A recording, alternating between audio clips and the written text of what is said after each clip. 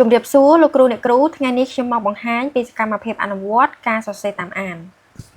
បន្ទាប់ពីលោកគ្រូអ្នកគ្រូធ្វើការចូលមកកាន់ផ្ទាំងនៅមុខវិជ្ជាលោកគ្រូអ្នកគ្រូនឹងបានឃើញនៅមុខវិជ្ជាជាច្រើនក៏ដូចជាពីថ្នាក់ទី1ដល់ថ្នាក់ទី6បើសិនជាលោកគ្រូអ្នកគ្រូចង់រៀននៅមុខវិជ្ជាណាលោកគ្រូអ្នកគ្រូអាចចុចរៀននៅមុខវិជ្ជាហ្នឹងឬមួយក៏តាមថ្នាក់នីមួយៗដែលលោកគ្រូអ្នកគ្រូចង់រៀនផងដែរហើយបើសិនជាលោកគ្រូអ្នកគ្រូចង់អនុវត្តទៅលើថ្នាក់ណាឬមួយក៏មុខវិជ្ជាណាលោកគ្រូអ្នកគ្រូអាចធ្វើការចូលរៀននៅថ្នាក់ឬមួយក៏មុខវិជ្ជានោះផងដែរតែក្នុងនោះខ្ញុំមកឧទាហរណ៍ពី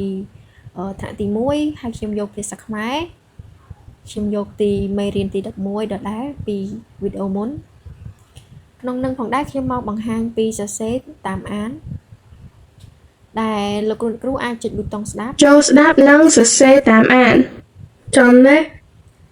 ទៅពីលោកគ្រូអ្នកគ្រូធ្វើការស្ដាប់ហើយលោកគ្រូអ្នកគ្រូអាចចូលទៅចុច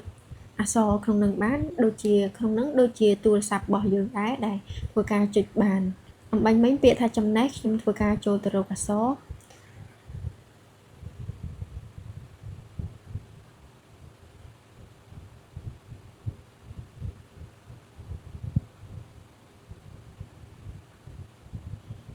បន្ទាប់ពីលោកគ្រូអ្នកគ្រូធ្វើការបំពេញហើយលោកគ្រូអ្នកគ្រូអាចចុចពិនិត្យបាន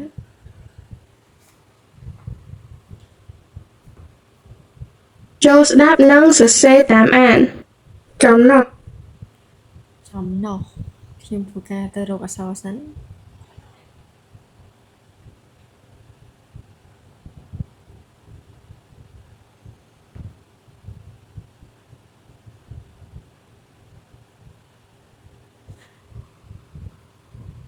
លោកគ្រូអ្នកគ្រូអាចធ្វើបែបនេះរហូតដល់ចប់ការអនុវត្តបន្ទាប់មកនឹងទទួលបានបន្ទុក